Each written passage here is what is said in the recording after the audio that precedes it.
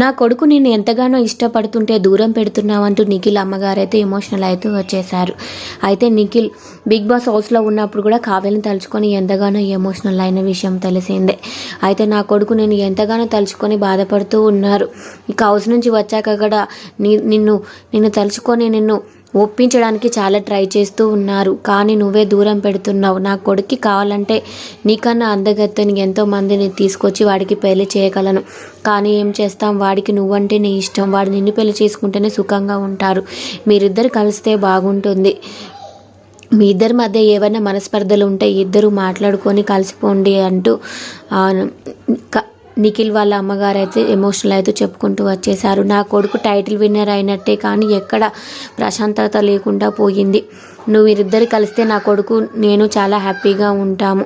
ఇక నా కొడుకు హ్యాపీనెస్సే నా హ్యాపీనెస్ అని చెప్పుకొని వచ్చారు.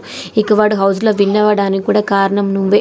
నిన్ను మనసులో పెట్టుకొని వాడు ఎలాగైనా టైటిల్ విన్నర్ అయ్యి నీ దగ్గరికి రావాలని టైటిల్ విన్నర్ అయ్యారు అనేసి ఎమోషనల్ అయితే వచ్చేసారు నిఖిల్ వాళ్ళ అమ్మగారు.